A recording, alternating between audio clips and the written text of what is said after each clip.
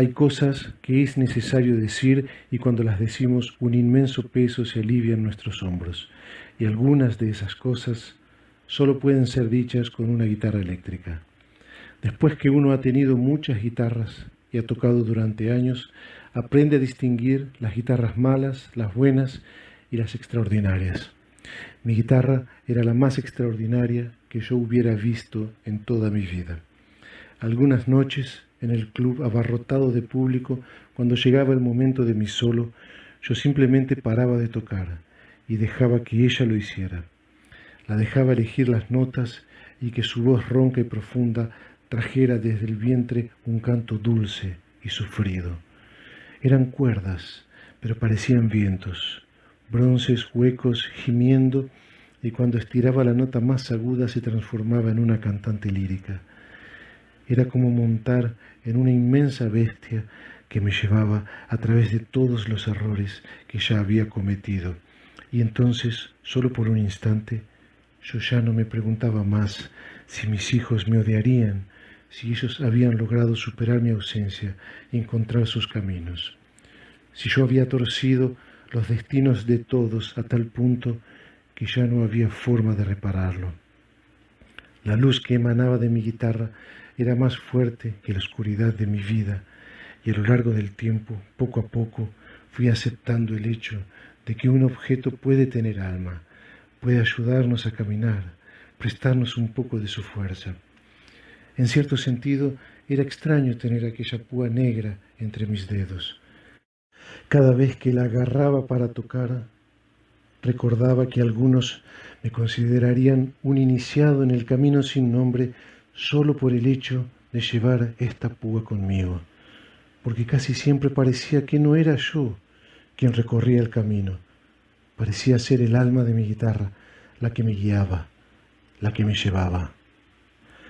Yo siempre creí que solamente los guitarristas podían escuchar el alma de las guitarras y que el público escuchaba apenas la música, pero una noche, al terminar de tocar en el Club Sly de París, un hombre se acercó hasta mí y me preguntó: ¿cómo es posible tocar así? Vi lágrimas en sus ojos y la verdad que había en su mirada me reveló que él podía escucharla. Di unas palmadas sobre las cuerdas y le dije: el secreto está aquí. Él quiso saber la marca de mi guitarra y entendí que a pesar de poseer esa sensibilidad rara, él era aún un ingenuo. No te preocupes, le dije, nadie lo conoce. ¿Quién la hizo?, me preguntó. No importa, le dije, es única. Nadie logra construir dos como esta, apenas una con suerte. Me fui preguntándome si él habría entendido el mensaje oculto en mis palabras. En definitiva, lo verdaderamente crucial ocurre después. Algunos se iluminan y otros se desintegran, se corrompen y caen en lo más profundo del abismo. Yo era el más perfecto ejemplo del iniciado que se ha corrompido hasta desintegrarse y convertirse en un monstruo. Llevaba 3 días sin comer, tocando a cambio de bebida. A mis hijos no los veía hacía tanto tiempo. La madre de ellos ni siquiera me reconocería si me cruzara por la calle. Y yo no tenía más nada para vender y recibir unas monedas. Lo último que había vendido era la chaqueta de Jimmy, la chaqueta que el propio Jimmy me había regalado. Prometí que nunca me separaría de ella, pero ya hacía 3 días que las míseras monedas que me habían dado a cambio de ella se habían acabado. Pero no hay que ser pesimista. Siempre se puede ver el lado positivo de las cosas. Efectivamente, todavía me quedaba media botella de whisky abajo de la cama. Así que entré en el inmundo cuartito de la pensión con agua en la boca. Necesitaba un trago verdaderamente largo, profundo, generoso. Empiné la botella y dejé que el fuego bajara por mi garganta lentamente, quemando cada tejido. El whisky no sacia tu sed, el whisky la arranca y se la lleva en el torrente de lava. Bebí sin detenerme hasta vaciar la botella. Ir bebiendo de a tragos es lo mismo que no beber. Hay que ir hasta el final de una sola vez. Solamente al final llega el sueño blanco, el alivio, la niebla, el sinsentido. Y después de haber pasado 6 horas tocando y bebiendo en el club, esa última media botella me dio el empujón que faltaba hasta el pecho del océano, donde se está a la deriva y la herida ya no se siente. La experiencia más psicodélica que una persona conocerá es la muerte. Y no hay nada más hermoso que morirse en vida, haberlo perdido todo y estar libre de la esperanza.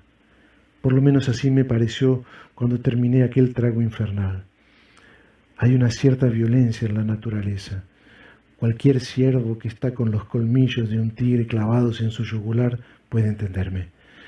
No sabía si estaba acostado, caído en el piso o aún permanecía de pie con la botella vacía en la mano. Tal vez fuese un padre de familia ejemplar y todo esto no era más que una pesadilla en la que yo había fracasado, había lastimado a todas las personas que ya me amaron y me había derrumbado sobre ese colchón húmedo. El dueño de la pensión me despertó con unos terribles golpes en la puerta y me hizo saber desde el otro lado que mi crédito había acabado. Ya eran las 3 de la tarde y en mi estómago solo había dolor y agonía. Salí a la calle y caí en la emboscada del sol que me esperaba con sadismo. Lo único que me restaba era mi guitarra y juntos caminamos hasta el final de la calle. Allí paré y permanecí en pie. El peso de ella en el estuche tenía un equilibrio perfecto. Era como una espada samurái. Todo lo que necesitaba en ese momento era un trago fuerte y abundante. En la esquina aún me daban fiado, así que me tragué una botella del peor vodka que existe.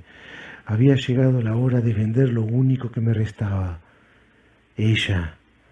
De alguna forma, siempre supe que llegaría el día, pero no hay manera de prepararse para eso. Vender una guitarra como esa era lo mismo que despedirse del mundo, aceptar el fin, entregarse, dejarse arrastrar definitivamente hacia el fondo. Pero ya que estaba listo para dar el salto final, era indispensable vendérsela a la persona correcta, alguien capaz de entender la monstruosidad de ese instrumento, alguien que al colgarla en su cuello entendiera que el balance perfecto de su peso era una consecuencia de su alma sabia y justa, alguien capaz de tocarla haciéndose a un lado y dejando que ella hablara, alguien vulnerable a su timbre hipnótico, un timbre que transporta hacia las memorias afectivas, como ese puñado de canciones que me llevaban directamente hasta la primera mujer que tuve y cuando las escuchaba podía sentir nuevamente la juventud latiendo en mi pecho.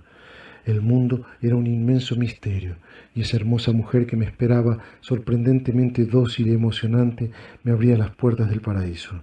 Éramos bellos, inmortales y el tiempo no nos asustaba. Ella se llamaba Raquel y al tenerla destruí las ilusiones de mi amigo Tom, que estaba perdidamente enamorado de ella. Ahora había llegado el momento de hablar con él después de 30 años. Tom era quien debía quedarse con esa guitarra. El hombre que yo había destruido era el único que podía ayudarme, porque al entregársela todos los pedazos se unirían de nuevo. Tom Stanford se había transformado en una estrella del rock. Muchos lo consideraban el mejor guitarrista del mundo, pero nuestra historia venía desde mucho antes. Habíamos crecido juntos a las afueras de Kansas y ya a los 10 o 11 años teníamos una banda con instrumentos imaginarios. Siempre fuimos obcecados por el blues, las guitarras y por Raquel. La primera Telecaster que apareció en la vidriera del almacén revolucionó todo el barrio, pero era inalcanzable. Sin embargo, Tom ya era el tipo más perseverante del mundo y se puso a alambrar los campos del señor Richmond todas las vacaciones e inclusive cuando recomenzaron las clases salía directamente del colegio para el campo. Sus manos estaban llenas de callos y su piel más oscura que nunca antes, pero en 6 meses juntó la mitad del dinero y le entregaron la guitarra. Tuvo que trabajar el resto del año para terminar de pagarla, así que con las manos destruidas era imposible tocarla. Yo iba a visitarlo y él me pedía que la tocara para que él pudiese oírla. En 6 meses yo había desarrollado una técnica sorprendente y Tom nunca logró alcanzarme. Cuando pudo tocarla por primera vez, supimos, sin jamás decirlo, que él nunca podría tocar como yo. No era una cuestión de talento. Aquella Telecaster era un rito de pasaje que nos abría la puerta de nuestro destino.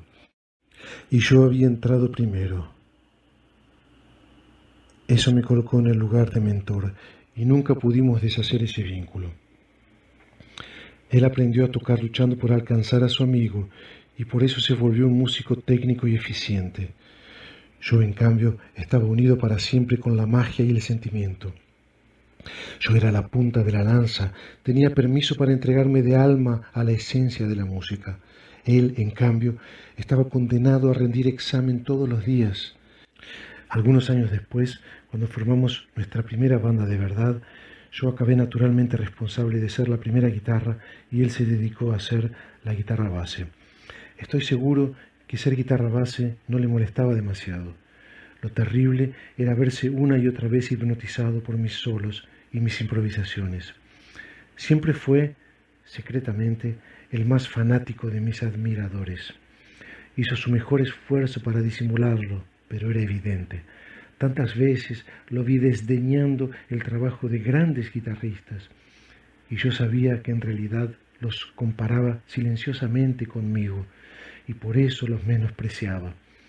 Él preparaba las canciones para que todas ellas desembocaran en mí solo, porque descubrir lo que yo haría en cada ocasión era para él como visitar una extraordinaria cascada o una montaña famosa. Se sentaba como un espectador sediento y esperaba ansiosamente para ver qué arreglo yo había compuesto, qué melodía iba a extraer en esos 4 compases que él me había dejado reservados.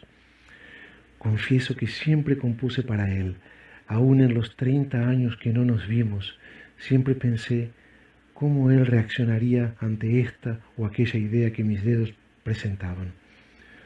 Un día apareció con Raquel, la hija del señor Richmond, y ella se transformó en la cantante de nuestra banda. Era hermosa y cantaba muy bien. Tom estaba enamorado de ella. Yo no. A mí me parecía apenas una chica hermosa, y por eso me resultaba más fácil acercarme. El peor error de mi vida fue envolverme afectivamente con ella. Jamás debería haberlo hecho, y reconozco que la admiración que Tom sentía por mí fue el incentivo principal. Yo quería mostrarle otro de mis trucos, una vez más deslumbrarlo con mis talentos, y lo arruiné todo. Tuve 2 hijos con ella y nuestro casamiento no duró demasiado. Ella debería haber sido la mujer de Tom y no la mía. Siempre me pregunté si ella y mis hijos me odiarían por eso.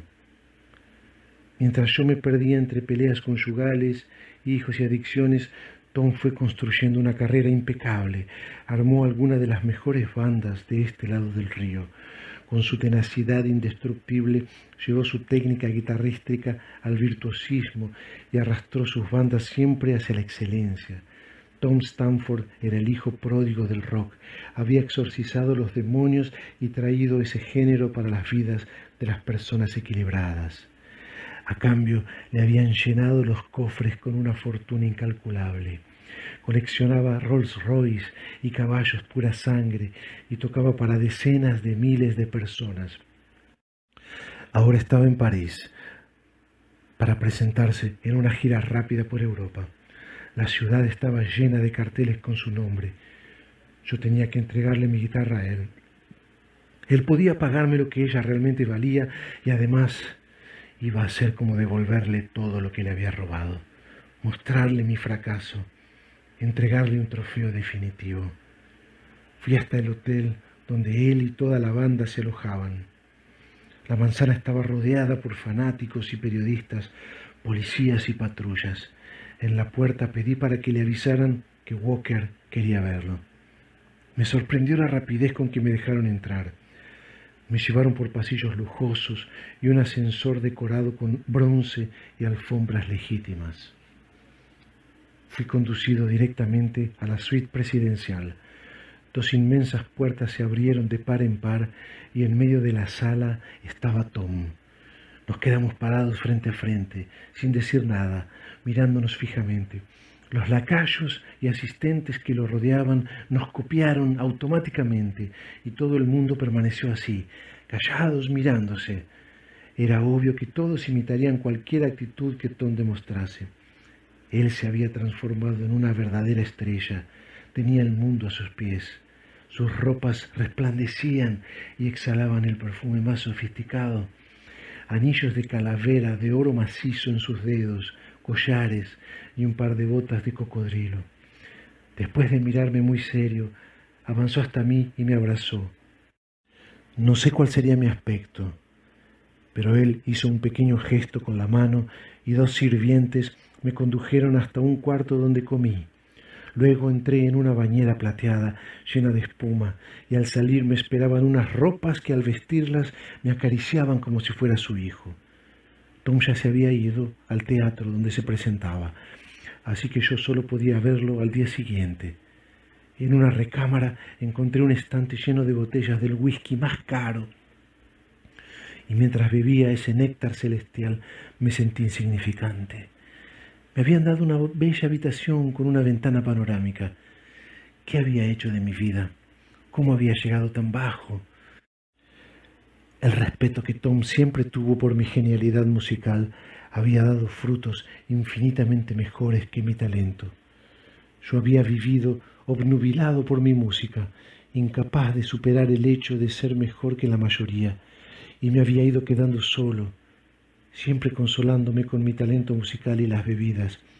En cambio, Tom había trabajado duro sabiendo que solo se destacaría construyendo algo respetable, y con su humildad lo había conseguido todo. Abrí el estuche de mi guitarra y me quedé paralizado. Lo único mío que combinaba con todo el lujo que me rodeaba era mi guitarra. Ella no se empequeñecía, se erguía esbelta y brillaba más que nunca. Desafiaba los bronces, los cristales y las pesadas cortinas. La puse sobre mis piernas y toqué. Algo en la atmósfera del cuarto paró para escucharla. Los cristales dejaron de humillarme y de a poco se fueron enamorando de ella. Me dormí exhausto. Por la mañana me llevaron hasta la suite de Tom, donde él me esperaba para desayunar. Sobre la mesa estaban los mejores quesos de Europa y unos panes hechos especialmente para nosotros. El café había sido molido minutos antes. Tom parecía ansioso por mi presencia y me hizo un gesto entusiasmado para que me sentara. Te busqué por un par de continentes, me soltó. Dije que no con la cabeza y eso bastaba para que él supiera todo sobre mí. Permaneció mirándome en silencio para que yo supiera que él no me juzgaba y que yo no necesitaba explicar nada. Dije, tengo algo para ti. Lo dije secamente y sin mirarlo, para dejar claro que no quería su compasión, que este encuentro lo beneficiaría tanto a él cuanto a mí. Me tomé el atrevimiento de verla anoche, mientras dormías, dijo. Es lo mejor que he visto, una guitarra única. No la merezco, me dijo. Él siempre usaba esa frase cuando se deparaba con una guitarra colosal. Era la herida que dentro de él aún no había cicatrizado. Lo miré a los ojos por primera vez y vi que aún me miraba con la misma admiración de siempre. Después de todo, yo continuaba siendo el maestro para él. Todavía éramos dos adolescentes a las afueras de Kansas y las manos de Tom seguían rasgadas de tanto trabajar. Te voy a dar lo que me pidas por ella, dijo, pero necesito que me ayudes. Se levantó y empezó a caminar nerviosamente. Buscaba las palabras correctas. Paró cerca de mí y señaló mi anillo, el anillo del clan Centauro. Hace mucho tiempo que lucho por entrar al clan, pero aún no me han aceptado, dijo. Lo miré en silencio. Tom era aclamado por multitudes y muchos periodistas del mundo lo colocaban en primer lugar como guitarrista, pero en el universo del clan Centauro, Tom era apenas un músico normal. Para pertenecer al clan era necesario cumplir varios requisitos. Improvisar muy bien era uno de ellos. No bastaba escribir y memorizar solos extraordinarios. Improvisar era mucho más importante para ellos. Alcanzar una sonoridad sublime también era fundamental. No los deslumbraba la velocidad de una escala, pero algo tan difícil de obtener como el timbre los obsesionaba. Era indispensable tocar desde el corazón y emocionar. Acceder con habilidad a los propios sentimientos era excluyente para el clan. Y también la capacidad de crear algo inusitado. Era necesario tener una marca personal inconfundible. La lista era interminable. Los que se obsesionaban con entrar al clan a menudo terminaban muy mal. Hace tiempo que no me junto con ellos, les dije. Estuve medio perdido. Pero ellos te respetan. Tú conoces el clan desde adentro y puedes prepararme para entrar. Miré el vapor que subía desde la taza de café. Lo que Tom me pedía era que juntos destruyéramos para siempre la jerarquía musical que nos separaba. Él quería volver atrás y deshacer el hechizo. Entregarle mi guitarra no era bastante. Tenía que darle la magia también. ¿Pero es eso posible? ¿Se puede enseñar? Tenemos 3 meses hasta las audiciones anuales, dijo. Efectivamente, el clan aceptaba oír unos 5 o 10 aspirantes por año. No puedo hacerlo, le dije. Lo siento mucho, pero no puedo. Es un camino que se camina solo. No puedo ayudarte. Aparentemente era esa la respuesta que él ya estaba esperando, porque fue hasta su lugar en la mesa y levantó un sobre que había estado todo el tiempo al lado de su taza. Me lo entregó. Era una carta de Raquel. Mi corazón se congeló. Ella me decía que todos estaban bien, que Tom los había ayudado desde hacía años y nuestros hijos ya habían terminado sus universidades. Todos estos años que anduve bajo tierra, Tom había garantizado el bienestar de todos ellos. Y ahora me daba esa carta. Él había planeado este desayuno durante años. Era una jugada perfecta. Yo no tenía escapatoria y acepté. Lo acompañé por la gira europea y en las horas libres empezamos los entrenamientos. 15 días después, la gira había terminado y nos recluimos en una hacienda cerca del Mississippi para que él se preparara. Yo supe desde el primer instante que él no lo lograría. Me di cuenta durante aquel desayuno en París. Alguien que después de ver una guitarra como la mía se muestra más interesado en entrar al clan que en ella, nunca será uno de los guitarristas del clan Centauro. Cualquiera de los del clan me hubiese matado mientras dormía para quedarse con mi guitarra. Tom era un político, un conquistador imposible de domesticar, que ya lo había conquistado todo. Ahora quería el don inexplicable, la cosa sin nombre que guía las manos de los elegidos, y lo encaraba como una empresa más. Él estaba convencido de que planeándolo todo y con mucha disciplina, el éxito vendría una vez más. Pero no funciona de esa forma. Las musas no se doblegan ante nadie, y si la guitarra no te ama, que tú la ames no será suficiente. Eso es algo que no se puede explicar a nadie. Todos pagan para ver. ¿Cómo podría ayudarlo? Convenciéndolo a renunciar a su sueño, fingiendo creer en sus posibilidades. Pasé noches en claro, pensando sin parar. Traté de demostrarle que la mejor estrategia era colocar al clan Centauro en segundo plano y la guitarra en primero. Pero su mente y su corazón eran inaccesibles. Conviviendo con él, pude comprender cómo había alcanzado un éxito tan extraordinario. Realmente no había forma de detenerlo. Finalmente me venció. Él terminó haciéndome creer que era posible, que quizá un hombre como él fuese capaz de acceder al don con una perseverancia inquebrantable. Nos unimos en esa lucha solitaria y tocamos días enteros. Conversamos sobre el sentimiento, la profundidad de una única nota, analizamos los mejores solos de los mejores músicos de la historia, tocamos de ojos vendados, hicimos viajes mentales guiados por un chamán mexicano que usaba ácido lisérgico para entrar en el inconsciente y ayunamos durante días para tocar sintiendo el alma. Los meses pasaron y el día llegó. Tom salió al atardecer con mi guitarra y yo me quedé en la mansión. Él debía ir solo. El clan Centauro lo recibiría en un lugar secreto y estarían tocando y conversando con él hasta la noche. Al salir, le entregarían un sobre. Si dentro del sobre hubiera una púa dorada, quería decir que él no había sido aceptado. Pero si dentro hubiera una púa negra, él estaba dentro. La púa dorada quería decir que para el rechazado aún restaba el mundo, las ambiciones y los placeres dorados que nos entretienen. La púa negra representaba el camino del alma. El clan te reconocía como un monje oscuro y clandestino que cargaba la llama sagrada. Muchos hubiesen dado su vida por aquella púa negra, pero nunca antes alguien la había deseado tanto como Tom. A la medianoche, el impresionante Rolls Royce que Tom estaba usando estacionó en la puerta. Tom salió con la guitarra en el estuche, subió la escalinata de mármol y atravesó el pasillo de columnas griegas. Yo estaba en el inmenso balcón. Se acercó hasta mí temblando y sacó del bolsillo de su sobretodo el sobre cerrado. Aún no lo había abierto. Me miraba fijamente y cuando juntaba el coraje suficiente miraba el sobre cerrado.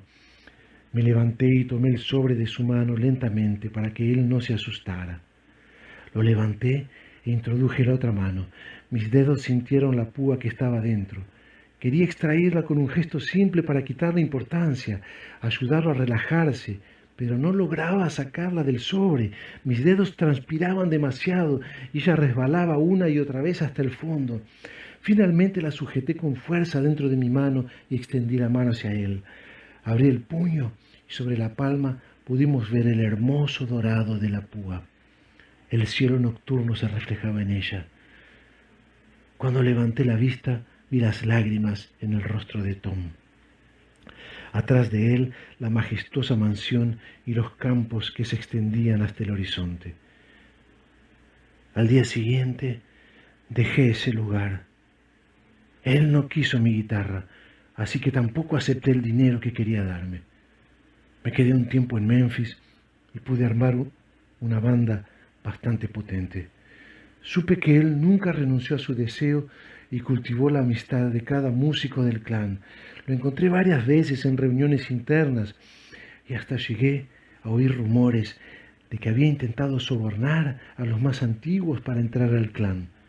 Habría ofrecido una parte importante de su fortuna, pero nunca pude comprobar si esto era verdadero. Las esferas más altas del clan estaban lejos de mí. Años después encontré a mis hijos en el funeral de él cuando se suicidó, pero cuando quise hablarles, vi que los guardaespaldas de la viuda estaban forcejeando con un alucinado que quería llegar hasta ella, gritando algo al respecto de unas maderas. Los ayudé a golpearlo en medio de la multitud que se apretaba, y cuando me cansé de patearle la cabeza me di vuelta, y esos ya no estaban. No tuve coraje de buscarlos. De alguna forma yo había fraudado el destino de todos. Caminé hasta el final de la calle y me tragué 3 vasos de whisky sin respirar. A la noche tocamos en el Memphis Blue. Mi negra púa y mi guitarra estaban particularmente ardientes esa noche, y cuando llegaba mi primer solo, pude ver entre el humo de los cigarrillos, en una mesa del rincón más oculto, la silueta de Raquel y nuestros hijos. Me observaban muy quietos. Probablemente era la primera vez que me veían tocar. Me quedé paralizado. Era imposible para mí hilvanar un solo en ese momento, pero mi guitarra tomó la palabra y fue construyendo una melodía bondadosa y tranquila, como si contara la historia de todo mi arrepentimiento. Y se detuvo en una nota. se fue enamorando de aquella nota, martillándola una y otra vez con más y más intensidad. Y a cada insistencia extraía una miel espesa y deliciosa.